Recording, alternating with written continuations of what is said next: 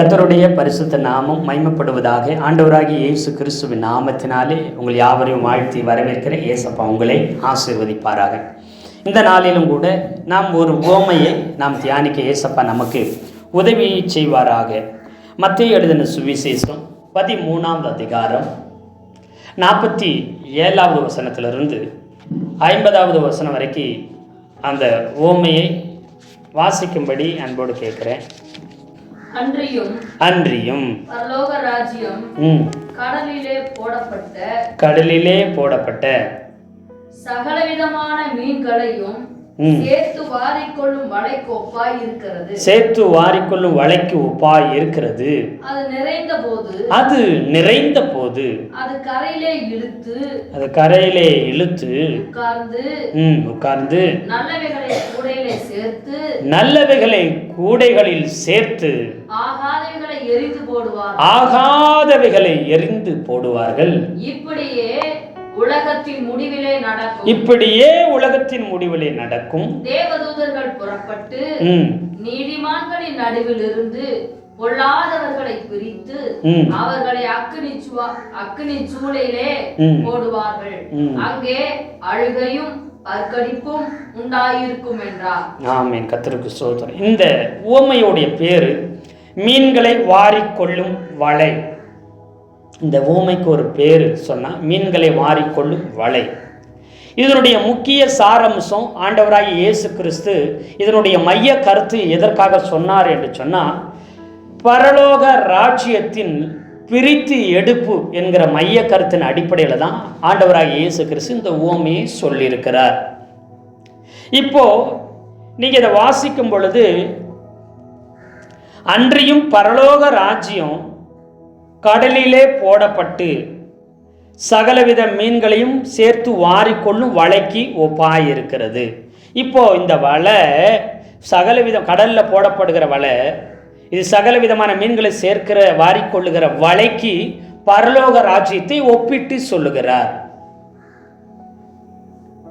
அப்போ ஒரு குளத்திலேயோ ஒரு கம்மாயிலேயோ ஒரு குட்டையிலோ ஒரு ஏரியிலே போடப்படுகிறத பற்றி சொல்லலை. கடலிலே போடப்படுகிற சகலவிதமான மீன்களையும் சேர்த்து வாரிக்கொள்ளுகிற வலைக்கு ஒப்பாய் இருக்கிறது. எது? பரலோக ராஜ்யம் என்பது அப்படின்னு சொல்லுகிறார். அது நிறைந்த போது அதை கரையில் இழுத்து அதை என்ன செய்வாங்க, அந்த வலை நிறைந்த பொழுது என்ன செய்வாங்களாம், இந்த வலையை கரையில் இழுத்து கொண்டு வந்து அப்புறம் அந்த கரையில் அந்த வலையை என்ன செய்ய இழுத்து கொண்டு வச்சுட்டு உட்கார்ந்து நல்லவைகளையும் என்ன செய்வாங்களாம், கூடவைகளில் சேர்த்து வச்சிருவாங்க. ஆகாதவைகளை என்ன செஞ்சிருவாங்களாம், எரிந்து போடுவார்கள். இப்படியே உலகத்தின் முடிவிலே நடக்கும். தேவ தூதர்கள் புறப்பட்டு நீதிமான்கள் நடுவிலிருந்து பொல்லாதவர்களை பிரிப்பார்கள். உலகத்தின் முடிவில் நடக்கிற காரியங்களை குறித்து இந்த உவமையின் மூலம் சொல்லுகிறார். தேவ தூதர்கள் புறப்பட்டு வந்து என்ன செய்வாங்க, நீதிமான்களிலிருந்து பொல்லாதவர்களை பிரிப்பாங்க. அப்ப நீதிமான்கள் நடுவில் பொல்லாதவர்கள் இருப்பாங்க, பொல்லாதவர்கள் நடுவில் நீதிமான்கள் இருப்பார்கள் என்று சொல்லி இந்த உவமையை குறிப்பாக சொல்லுது. அவர்களை அக்கினி சுவாலையில் என்ன செய்வாங்க, பொல்லாதவர்களை போடுவார்கள். அங்கே அழுகையும் பற்கடிப்பும் உண்டாயிருக்கும் என்று சொல்லி கடைசி நாட்களில் நடக்கிற நியாய தீர்ப்பையும் குறித்து இந்த உவமை சொல்லுகிறது.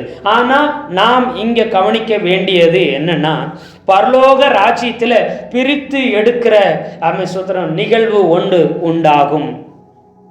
இது T4T மொழிபெயர்ப்பில் போய் நீங்கள் பார்த்தீங்கன்னா நல்லவை ஆகாதவை என்று சொல்லி மீன்களை சொல்லியிருக்கிறோம். நல்லவைகளையும் ஆகாதவைகளும் என்று சொல்லி சொல்லப்பட்டிருக்கிறது.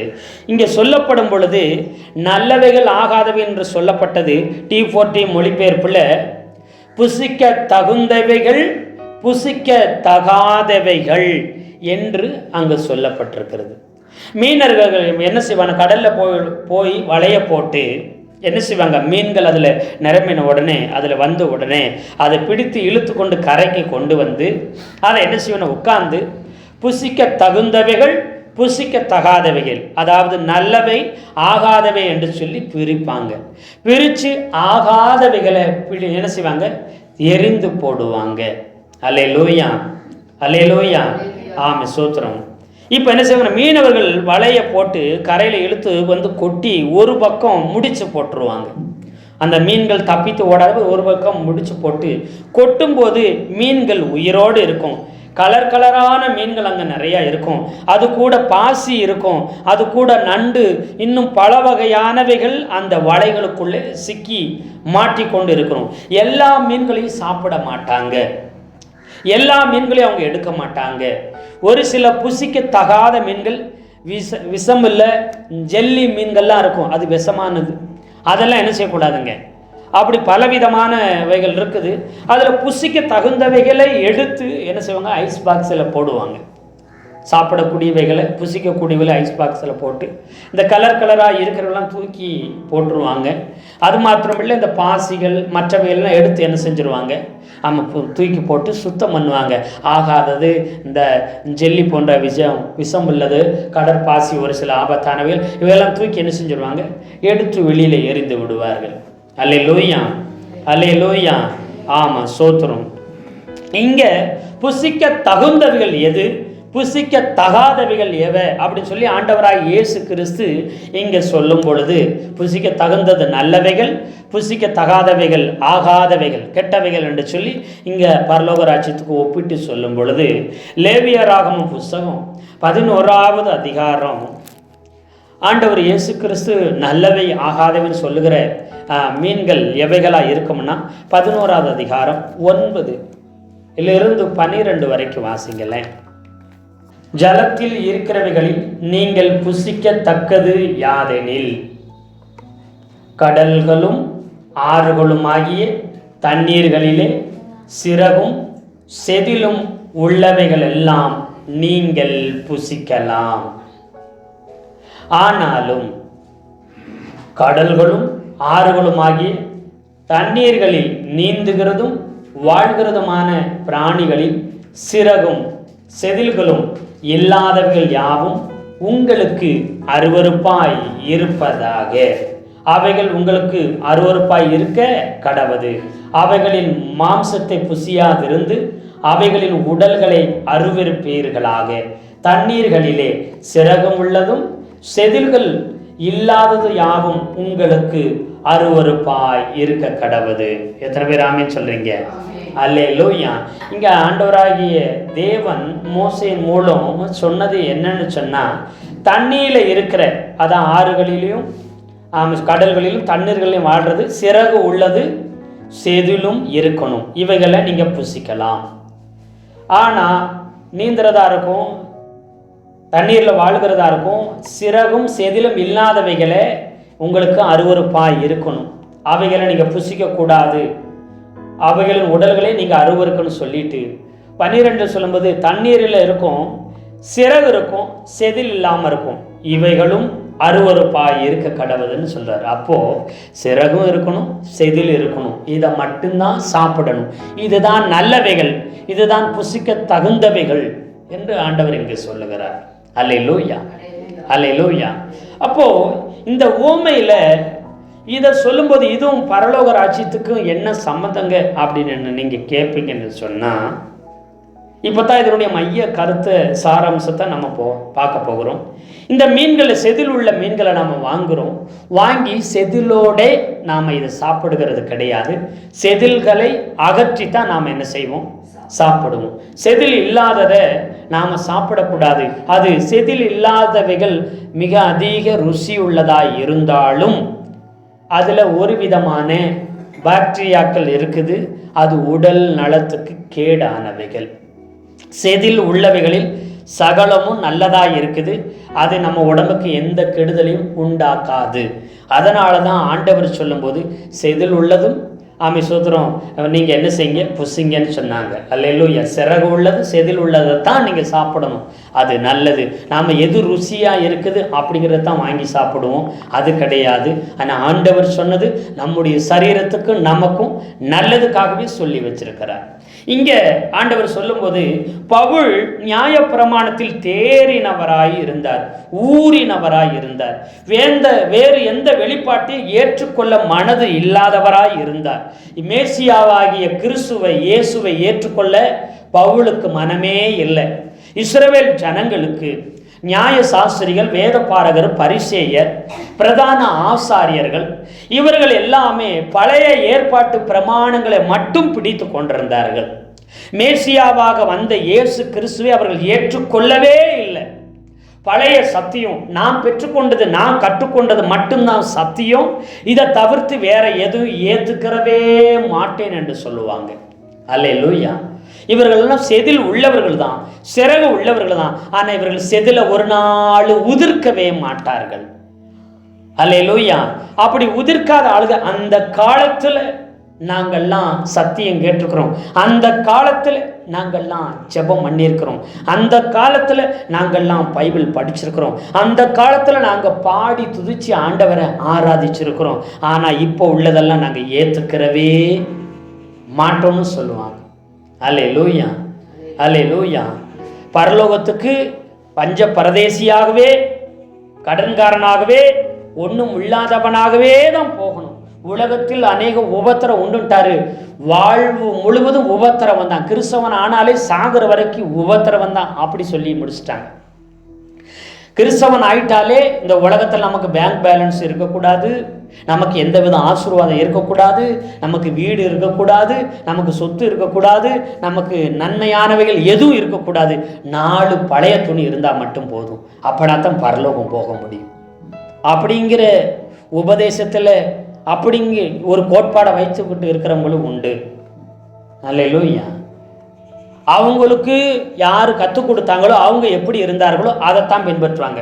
திருமணம் ஆகாமல் இருக்கிறாங்களோ, திருமணம் ஆகாமல் இருக்கிறவங்க தான் பரிசுத்தவான்கள், அவர்கள் தான் பரலோகத்துக்கு போவாங்கன்னு சொல்லிடுவாங்க. அல்லேலூயா. வீடு, காடு, சொத்து எதுவுமே இல்லாமல் வாழ்ந்தாங்கப்பா, அவங்க பேரில் ஒன்றுமே இல்லை, அப்போ அவங்க மட்டும்தான் பரலோகத்துக்கு என்ன செய்வாங்க? போவாங்க. அவங்க தான் பரிசுத்தவான். அல்லேலூயா. ஆண்டவராக இயேசு கிறிஸ்து சொன்னாரு, இந்த பூமியில இம்மையில எதை விட்டீங்களோ அதை 100 மடங்கு இம்மையிலே உயிரோடு இருக்கும் பொழுதே இந்த பூமியிலே திருப்பி தருவேன்னு சொன்னாரே தவிர, பரலோகத்துக்கு வா, ஒரு வீடை இழந்திருக்கிற 100 வீடு உனக்கு கட்டி கொடுக்குறேன், பிளாட்டு போட்டு வித்துக்கொன்னா சொல்லி கொடுத்தாரு. அல்லேலூயா, அல்லேலூயா. இம்மையிலே 100 மடங்கு உனக்கு அதை என்ன செய்றேன்? தருவேன்னு தான் சொன்னார். எதை இழந்தாலும் அதை நீ திரும்ப நிச்சயமா பெற்றுக்கொள்ளுவேன்னு சொன்னார். அல்லேலூயா. இப்படி எல்லா உண்மையான தேவ மனிதர்களும், விசுவாச மக்களும், கிறிஸ்தவர்களும் ஏழையும் ஒன்றுமில்லாதவர்களாய் இருந்தால் இந்த உலகம் எப்படி உருப்படும்? இப்படி மிஷினரிமார்கள் எல்லாம் இருந்திருந்தா ஸ்கூல் எப்படி கிறிஸ்தவ ஸ்கூல் வந்திருக்கும், கிறிஸ்தவ அறக்கட்டளை எப்படி இருந்திருக்கும், அனாதை இல்லை எப்படி வந்திருக்கும், முதியோர் இல்லம் எப்படி வந்திருக்கும், பெண்களுக்கு கல்வி எப்படி வந்திருக்கும். அவங்க ஒன்றுமில்லாதவர்களாகவே இருந்து ஒன்றுமில்லாதவர்களே சாகரம் என்று சொன்னால், தேவனுடைய ராஜ்யத்தை குறிப்பாக நம்முடைய இந்திய தேசத்தில் ஏழ்மை நிலையில் உள்ள தேசங்களில் சத்தியத்தையும் அதன் மூலம் சமுதாயத்தில் ஒரு பெரிய மாற்றத்தையும் சீர்திருத்தத்தையும் ஒரு வளர்ச்சியும் அவங்களால கொண்டு வந்திருக்கவே முடியாது. எத்தனை பேர் ஆமென் சொல்றீங்க?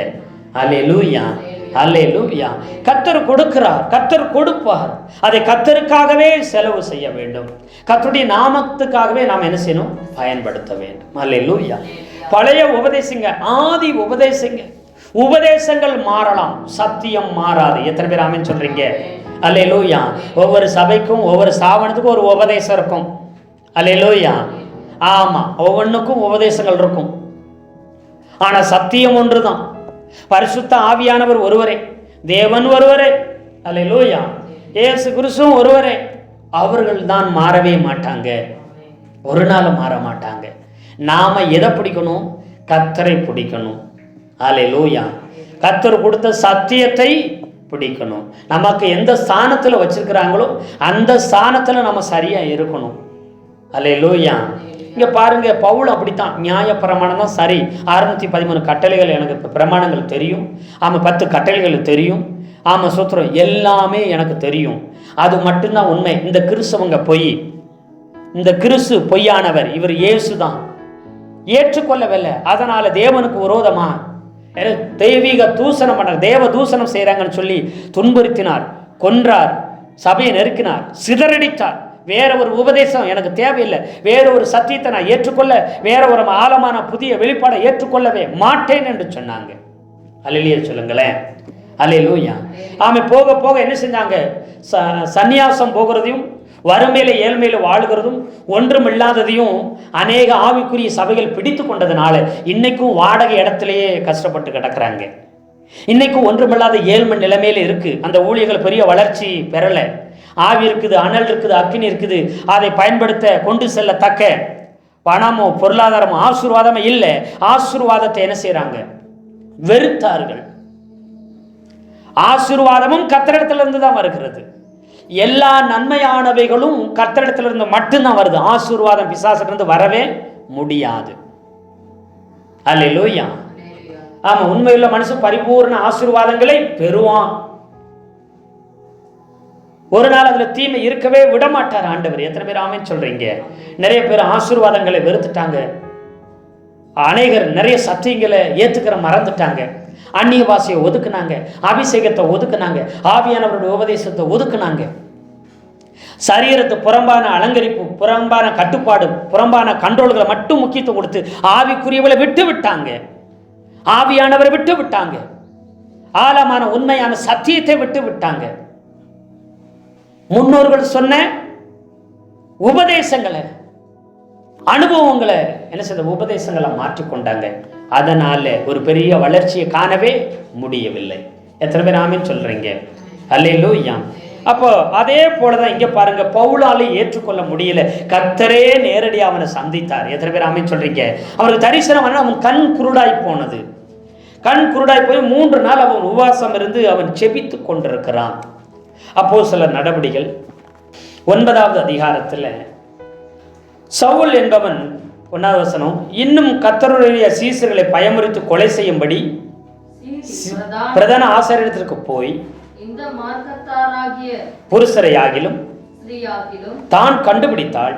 அவர்களை கட்டி எருசலேமுக்கு கொண்டு வரும்படி தமஸ்குவில் உள்ள ஜெப ஆலயங்களுக்கு நிருபங்களை கேட்டு வாங்கினான். அவன் பிரயாணமாய் போய் தமஸ்குவுக்கு சமீபித்தபோது சடிதிலே வானத்திலிருந்து ஒரு ஒளி அவனை சுற்றிலும் சுற்றி பிரகாசித்தது.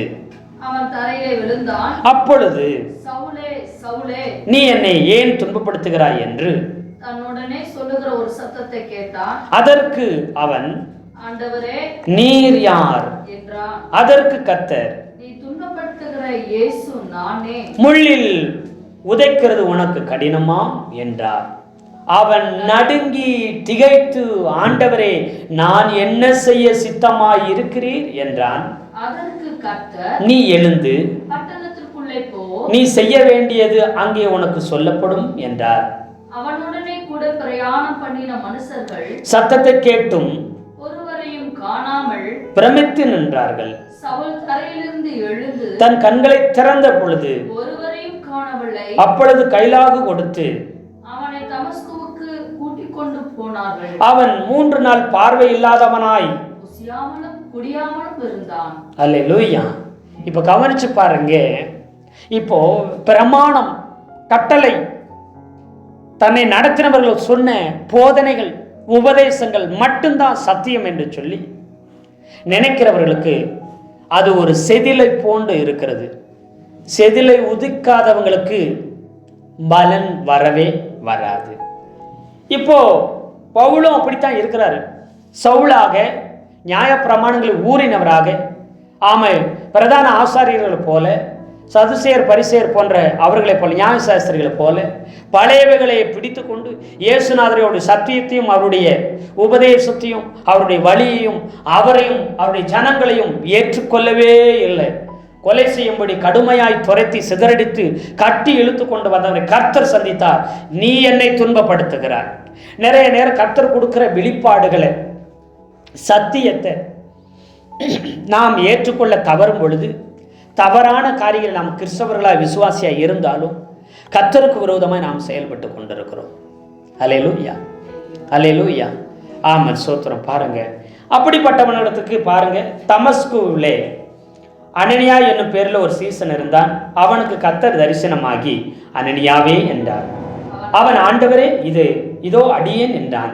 அப்பொழுது கர்த்தர், நீ எழுந்து நேர்த்தெருவு எனப்பட்ட தெருவுக்கு போய் யூதாவின் வீட்டிலே தரிசு பட்டணத்தானாகிய சவுல் என்னும் பேருள்ள ஒருவனை தேடு. அவன் இப்பொழுது ஜெபம் பண்ணுகிறான்.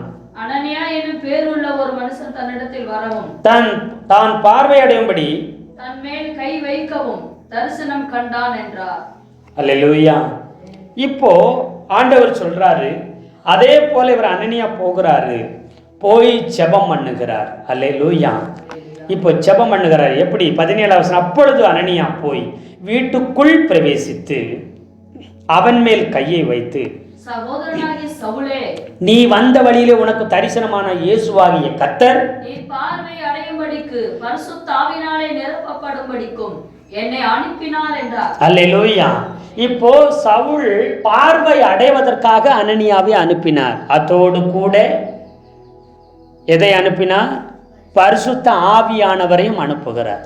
யார் பரிசுத்த ஆவியின் அபிஷேகம் பெற முடியலைன்னு கேட்டீங்கன்னா, பார்வை அடையாதவர்கள் தங்களுக்கு கொடுக்கப்பட்டிருக்கிற போதனையை மட்டும் பிடித்து கொண்டு, பிரமாணங்களையும் உபதேசங்களும் பிடித்து கொண்டு, இதை தவிர வேறு ஒன்றும் இல்லை, இதை கர்த்தரே வந்து சொன்னாலும், தேவ தூதர்களே வந்து யாரு சொன்னாலும் இதுக்கு மேலே ஒரு வெளிப்பாடு, இதுக்கு மேலே ஒரு சத்தியம் இல்லை, இது மட்டும்தான் சத்தியம்னு சொல்லி பிடிச்சுக்கிட்டு இருக்கிறாங்க நிறைய பேர். அப்படிப்பட்டவர்களுக்கு பார்வை அடையவும் முடியாது, பரிசுத்தாவின் அபிஷேகத்தை பெறவும் முடியாது.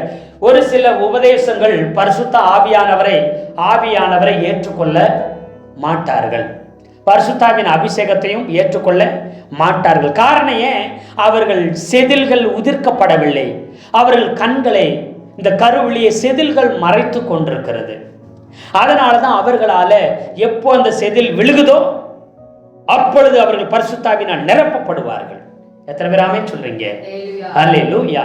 அவங்க கற்றுக்கொண்ட, அவங்க பெற்றுக்கொண்ட சத்தியமே, உபதேசமே முழுமையானது அல்லாம இருக்கிறதுனால அவங்க பெற்றுக்கொண்டதுதான் பூரணமானது, நிறைவானது என்று நினைத்து கொண்டு அதிலே அவங்க உறுதியா இருக்கும் பொழுது அவர்கள் கண்களில் பவுலை போல, சவுலுக்கு கண் மறைக்கப்பட்டது போல செதில் உண்டாகி விடுது. அவங்களால எதையும் அதை தாண்டி பார்க்க முடியல, விசுவாசிக்க முடியல, நம்ப முடியல, அபிஷேகம் பெற முடியல, அந்நிய பாஷை பெற முடியல, ஆவியானவரை உணர்ந்து கொள்ள முடியல, ஆவியானவர் வழிநடத்தலுக்கு விட்டு கொடுக்கப்பட முடியவில்லை, ஆழமான சத்தியங்களை பெற்றுக்கொள்ளவும் முடியல. அதற்கு மேல ஆசீர்வாதம், அதற்கு மேல உயர்வு, அதற்கு மேல ஜீவன், அதற்கு மேல பரிசுத்தம், அதற்கு மேல விசுவாசம், அதற்கு மேல தேவனுக்காய் எழும்பி சிலமம் பண்ணுகிறதுன்னு நிறைய காரியங்கள் இருக்குது. எத்தனை பேர் ஆமென் சொல்றீங்க? ஒரு சிலர் பரிசுத்தத்தை மாத்திரம் பிடித்துக் கொள்கிறார்கள், ஒரு சிலர் அன்பை மாத்திரம் பிடித்துக் கொள்கிறார்கள், ஒரு சிலர் கிருபையை மாத்திரம் பிடித்துக் கொள்கிறார்கள், ஒரு சிலர் செழிப்பை மாத்திரம் பிடித்துக் கொள்கிறார்கள், ஒரு சிலர் கண்டிப்பு மட்டும் பிடித்துக் கொள்வார்கள். அல்லேலூயா. இது எல்லாம் சத்தியமானா? எல்லாமே சத்தியம்தான். இதுல எதையாகிலும் பிடித்து கொண்டா அது முழுமை பெறாத சத்தியம். முழு வளர்ச்சி அடையாத குழந்தை எப்படி இருக்குமோ அது போலதான் அவர்களும் அந்த ஜனங்களும் இருப்பார்கள். எத்தனை பேர் ஆமென் சொல்றீங்க? அல்லேலூயா. ஆசீர்வாதமும் வேணும், அபிஷேகமும் வேணும், ஆவியானவர் வேணும், அந்நிய பாஷையும் வேணும், பரிசுத்தமும் வேணும், அப்புறம் சத்தியமும் வேணும், அப்புறம் உபதேசமும் வேணும், அப்புறம் கண்டிப்பும் வேணும், அங்கு அன்பும் வேணும், கிருபையும் வேணும், செழிப்பும் வேணும், விசுவாசமும் வேணும். இவங்கெல்லாம் விசுவாச உபதேசகர் அப்படி சொல்லுவாங்க. ஃபெய்த்து விசுவாசம்னு போவாங்கன்னு அவங்கள ஒரு ஒதுக்குவாங்க. இவங்க கிருபன்னு போகிறவங்கன்னு ஒதுக்குவாங்க. இவங்க அன்பு சகலமாக மூடிடும், அன்புன்னே போகிறாங்க. இவங்க ஆசீர்வாதம்னு என்ன செய்கிறாங்க? போகிறாங்க. இவங்க கிருபனே போய் விடுகிறார்கள். இவங்க ஒரே கண்டிப்புன்னு என்ன செய்கிறாங்க? போகிறாங்க. அல்லேலூயா. இவர்கள் பரிசுத்தம் மட்டும்தான்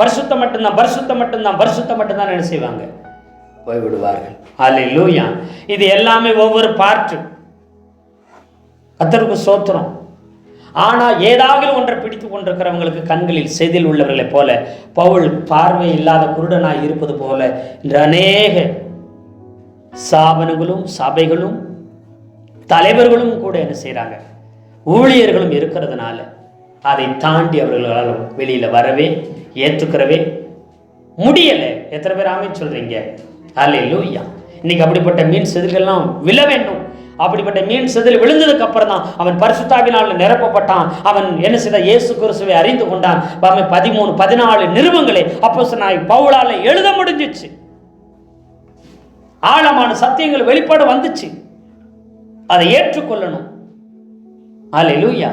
இது ஏறக்குறைய 4000 வருஷத்துக்கு மேலாக, ஆமாம் 3500 4000 வருஷமா இந்த என்ன செய்யுதுங்க, மோசே காலம் கிட்டத்தட்ட என்ன செய்யுதுங்க, ஏறக்குறைய 3500 4000 வருஷமா இந்த முழு வேதாகமும் எழுதப்பட்டு எழுதிட்டு இருக்குது. 2000 வருடத்துக்கு முன்பதாகவே இது எழுதி முடித்தாயிற்று. 1500 வருஷமா சுமார் இதை எழுதி முடிச்சிருக்கிறதுக்கு பலவிதமான ஆசிரியர்கள், 40க்கு மேற்பட்ட ஆசிரியர்கள் பரிசுத்தாவின் துணையோடு எழுதியிருக்கிறாங்க. ஆனால் இதை இன்றும் இன்றும் இன்றும் நிறைய முத்துக்களை, நிறைய வெளிப்பாடுகளை, நிறைய சத்தியத்தை இன்னைக்கும் வெளிப்படுத்தி கொண்டே இருக்கிறது. எத்தனை பேர் ஆமென் சொல்றீங்க? அல்லேலூயா, அல்லேலூயா. கர்த்தர் கொடுக்கிற சத்தியத்தையும் வெளிப்பாடையும் பகுதி பகுதியாகவும் பங்கு பங்காகவும் வகை வகையாகவும் கர்த்தர் வெளிப்படுத்துகிறார். அதை ஏற்றுக்கொண்டு ஏற்றுக்கொண்டு ஏற்றுக்கொண்டு கீழ்ப்படியும் பொழுதுதான் தன்னுடைய செதில்கள் எல்லாம் உதிர்க்கப்படும். செதில்கள் உதிர்க்கப்படும் பொழுதுதான் அந்த மீன் பிரயோஜனம் உள்ளதாய் மாறும். அந்த மீன் புசிக்க தகுந்தவைகளாய் மாறும். அது பரலோக ராஜ்யத்தில் பலனுள்ளதாய் மாறும். தேவனுக்கு பிரயோஜனம் உள்ளவர்களாய் நாம் மாறுவோம். எத்தனை பேர் ஆமென் சொல்றீங்க? அல்லேலூயா. ஆமாம். ஒரு ஊழியக்காரு கிட்டத்தட்ட 45 வருடமாக ஊழிய செஞ்சுட்டு இருக்கிறாரு. அவர் வாழ்க்கையில் ஒரு பாதிப்பு வந்துச்சு, மருத்துவமனையில் போய் சேர்க்கப்பட்டார். அவருடைய ஸ்டைல் என்னன்னு கேட்டிங்கன்னா, ஒரு குழந்தை பிரதேசையில் பெற்றோரிடத்தில் கர்த்தருடைய பிள்ளையை வளர்ப்பீங்களா? அப்படி வளர்ப்பேன். அப்படி வளர்க்காவிட்டால் கர்த்தர் உன் பல்லை உடைப்பார், உன் கையை ஒடிப்பார். பிள்ளைகளுக்கு சரியா ஆடை உடுத்தாவிட்டால் கர்த்தர் உன் கழுத்தை எடுப்பார். ஏன்னு கேட்டு இப்படித்தான் அவர்கள்ட்ட பேசணும் அப்படின்னு சொன்னாரா. இப்போ மருத்துவமனையில் இருக்கும் பொழுது கர்த்தராகிய இயேசு அவரிடம், இதுவரை செய்த ஊழியமே கிடையாது. என் அன்பையும் என் கிருபையும் பிரதானப்படுத்தாத உன் ஊழியம் வீணு. 45 வருஷம் நீ செஞ்சது. உன் ஊழியத்தை நீ திரும்ப ஆரம்பின்னு சொன்னார். இனி உன் பிரசங்கம் கிருபை பொறிந்தின வார்த்தை, உப்பால் சாரமறின வார்த்தை இருக்கட்டும். அன்பு நிறைந்திருக்கட்டும். கண்டிப்பு இருக்கணும், பரிசுத்தம் இருக்கணும், அன்பு இருக்கணும். ஆனால் கண்டிப்பு மட்டும், சாபம் மட்டும் என்ன செய்யாது, அது இருக்கவே. கர்த்தர் ஒரு நாள் யாரை சபிக்கிறவர் கிடையவே கிடையாது. நீ சாபம் போடக்கூடாதுன்னு சொல்லி கர்த்தர் அங்கு சொன்னாராம். அல்லேலூயா. உன் கண்களில் இருக்கிற செதில் விழணும். அதெல்லாம் நான் காம்ப்ரமைஸ் பண்ண மாட்டேன், நான் ஆதியிலிருந்து அப்படித்தான் வளர்ந்துட்டேன், அப்படித்தான் இருந்துட்டேன், நான் அப்படித்தான் இனிமேலும் இருப்பேன்னு சொல்லாத. உன் செதில் நீங்கட்டும், உன்னை முற்றிலும் ஒப்புக்கொடு, எழுந்து ஊழியம் செய் என்று கர்த்தர் அவரோடு கூட பேசினார். எத்தனை பேர்? அதாவது வீண் வைராக்கியம், வீண் பிடிவாதம், அல்லேலூயா, அநேகருக்கு அது ஒரு செதில் போன்றிருக்கு. அதற்கு மேலே உள்ளதை பார்க்க விடாது. தரிசனம் உடையவர்களாய் நம்மை மாற விடாது. இன்னைக்கும் அநேக கர்த்தர் வெளிப்பாடுகளை, சத்தியத்தை வெளிப்படுத்தி கொடுத்தா அதை அநேகர் கேட்டுட்டு இதுவரைக்கும் இல்லாதது திடீர்னு இது புது உபதேசமாக இருக்குது, இது தவறான உபதேசமாக இருக்குது, இது ஏற்றுக்கொள்ள முடியாததான் இருக்கிறது. ஆசீர்வாத சாபம், செழிப்பு பாவம், கிருபை ஆவாது, அப்புறம் அன்பு விசுவாசம் பெய்த்து அது ஆவாது. இப்படியெல்லாம் நிறைய நேரத்தில் ஒதுக்கி வச்சிடுறாங்க. அல்லேலூயா சொல்லுங்களேன். அன்பு, கிருபை, ஆசீர்வாதம், செழிப்பு, விசுவாசம், பரிசுத்தம், இது எல்லாமே எங்கே தான் இருக்குது? பைபிளுக்குள்ளே தான் இருக்குது. எல்லாமே நமக்கு தேவை. ஆனால் ஒன்றை மட்டும் பிடித்து கொள்ளாதீங்க. அல்லேலூயா, அல்லேலூயா. ஒன்றை பிடித்து, ஒரு சிலதை பிடித்து நிற்கிறவர்களுக்காக நாம் ஜெபம் பண்ணணும். அவர்களே என்ன செய்யக்கூடாது? சாபம் போடக்கூடாது. அவர்களுக்காக வேண்ட வேண்டும். அல்லேலூயா. அவர்கள் கண்கள் இருக்கிற செதில் எடுக்கப்படட்டும், அவர்கள் கண்கள் திறக்கப்படட்டும். ஆவியானவரை அவர்கள் சகல சத்தியத்துக்குள்ளே நடத்துங்க என்று சொல்லி நாம் ஜெபிக்க வேண்டும். எத்தனை பேர் ஆமீன் சொல்றீங்க? அல்லேலூயா. ஆமீன். கற்றுக்கொண்டது ரொம்ப கொஞ்சம்தான். நாம் கற்றுக்கொள்ளாதது, நாம் அறியாதது, நாம் எட்டாதது, இன்னும் நமக்கு வெளியரங்கம் ஆகாத நிறைய ஆழமான சத்தியங்கள் இன்னும் வேதத்துக்குள்ள எண்ணி முடியாதது இருக்குது. எனக்கு தெரியாதது எல்லாமே கள்ள உபதேசம் சொல்லக்கூடாது. நான் கேள்விப்படுறது எல்லாமே தவறான உபதேசம் சொல்லக்கூடாது. உங்களுக்குள்ள ஆவியானவர் இருக்கிறார். ஆவியானவர்கிட்ட கேளுங்க, அவர் நிச்சயமா உணர்த்துவார். எத்தனை பேர் ஆமென் சொல்றீங்க? நீங்களே மாம்சத்தில் ஒரு முடிவுக்கு, தீர்வுக்கு வந்து விடாதீர்கள். அல்லேலூயா. ஆமாம். கர்த்தருடைய நல்ல நாமம் மகிமைப்படட்டு. கர்த்தர் நம்மை ஆசீர்வதிப்பாராக. நேற்றைக்கு சொல்லியிருப்போம், நமக்கு அந்த வெளிப்பாடு இல்லாமல் நேற்றைய ஒரு சத்தியத்தை சொல்லியிருப்போம். ஆனால் இன்றைக்கு ஆண்டவர் அந்த சத்தியத்தை வெளிப்படுத்தி கொடுத்திருப்பார். அல்லேலூயா. எக்ஸாம்பிளுக்கு கொஞ்சம் வருடங்களுக்கு முன்பதாக நம்ம பச்சைபாலை பார்த்து பச்சைபால் மாதிரி மோசமான பெண்ணு யாரும் இருக்க முடியாதுங்க அப்படின்னு மாதிரி நம்ம பேசியிருக்கலாம், சத்தியத்தை கேட்டிருக்கலாம், சத்தியத்தை நம்பி இருக்கலாம்.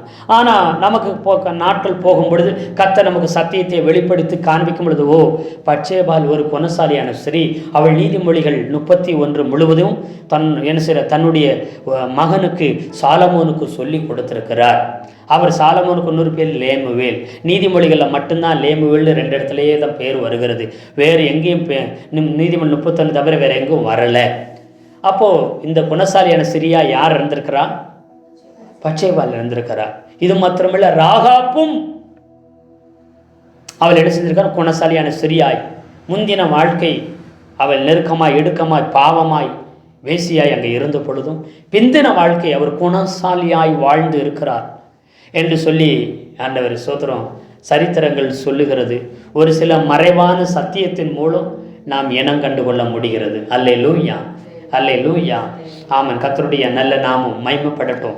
சாராலும் அம்மாவும் குணசாலியான ஸ்திரீ என்கிறத நம்ம கடந்த சில மாதங்களுக்கு முன்பாக சத்தியத்தை கேட்டோம். ஆனால் இதை நாம் குணசாலி சாராள்னு போட்டிருந்தா மட்டும்தான் குணசாலின்னு நினைக்கிறோம். அல்லேலூயா, ஆமே. அதனுடைய சார அம்சங்கள் ஆழங்களை பார்க்கும் பொழுது தான் நம்முடைய கண்கள் திறக்கப்படும். எத்தனை பேர் ஆமேன்னு சொல்கிறீங்க? ஆமாம். இருதயத்துக்கு ஏற்றவன் என்று சொல்லி தாவீதை மட்டும்தான் சொல்லியிருக்க முழு பைபிள்னு நினைக்கிறோம். ஆனால் அதற்கு முன்பதாகவே சாமுவேல் தீர்க்கதரிசியை என் உள்ளத்துக்கும் என் சித்தத்துக்கும் ஏற்றவேல் செய்கிற ஆசாரியனை எழும்ப பண்ணுவேன். அல்லேலூயா.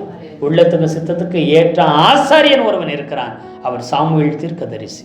அல்லேலூயா, கர்த்தருக்கு ஸ்தோத்திரம். அப்போது நிறைய காரியங்களை நாம் கற்றுக்கொள்ளலை, நிறைய காரியங்களை நாம் இன்னும் பெற்றுக்கொள்ளலை. அதை பெற்றுக்கொள்ளாததை கற்றுக்கொள்ளாததை நம்ம கேட்கும் பொழுது ஆண்டவர் வெளிப்படுத்தும் அது தவறானதாய் ஒரு நாள் நினைத்து விடவே கூடாது. எத்தனை பேர் ஆமென் சொல்கிறீங்க? அல்லேலூயா, கர்த்தருக்கு ஸ்தோத்திரம். புது புது வெளிப்பாடுகளை புது புது சத்தியங்களை இருக்கிறது தான் நமக்கு அது புதிதாய் வெளிப்படுகிறது. எத்தனை பேர் ஆமென் சொல்கிறீங்க? மறைந்திருக்கிறது. எவ்வளவுக்கு எவ்வளோ ஆழம் போகிறாங்களோ அவ்வளவுக்கு அவ்வளோ முத்து எடுப்பார்கள். அல்லேலூயா. அவ்வளவுக்கு அவ்வளோ விலை மதிக்க முடியாத முத்துக்களை எடுக்க முடியும். பரலோக ராஜ்யம் பொக்கிஷம் நிறைந்ததாக இருக்குது. அங்கு விலை உயர்ந்த முத்துக்கள் இருக்கிறது. அதை நாம் என்ன செய்யணும்? ஆமை தேட வேண்டும். கர்த்தர் நமக்கு அதை கொடுக்கும் பொழுது அதை ஏற்றுக்கொண்டு பெற்றுக்கொள்ள வேண்டும். எத்தனை பேர் ஆமென் சொல்றீங்க? ஆமாம், ஸ்தோத்திரம். இப்படிப்பட்டவர்கள் பவுலை போல செதில உதிர்க்காதவங்க நான் கிருபையின் புது உடன்படிக்கையை ஏற்றுக்கொள்ள மாட்டேன் என்று இருப்பார்கள். அப்படி இருக்கக்கூடாது. வார்த்தை வரும்போது தான் என்ன செய்யணும்? என் செதில்களை எல்லாம் உதிர்த்து விடணும். மற்றவரிடத்திலிருந்து மட்டுமல்ல, என் பொக்கிஷத்தில் இருந்தும் முத்துக்கள் வெளிப்படும். அந்த வெளிப்படுகிறத நான் ஏற்றுக்கொள்ளணும். ஓமைகள் பழைய ஏற்பாட்டிலும் ஓமைகள் இருக்கிறது, புதிய ஏற்பாட்டிலும் ஓமைகள் இருக்குது. பவுலும் ஒரு சில ஓமைகளை பயன்படுத்தியிருக்கிறார். அதனால தான் இந்த ஓமையை இயேசுநாதர் சொன்ன ஓமைகள்னு நாம் சொல்லுகிறோம்.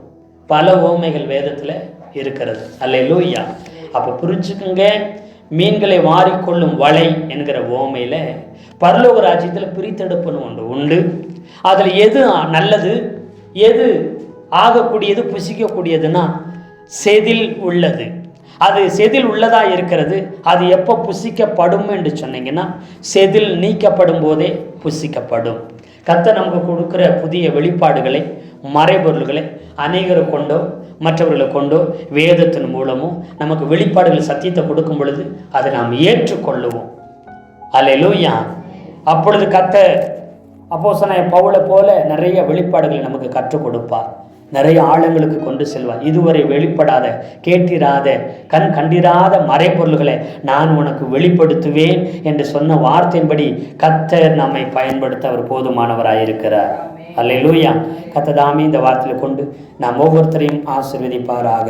ஆமேன், ஆமேன்.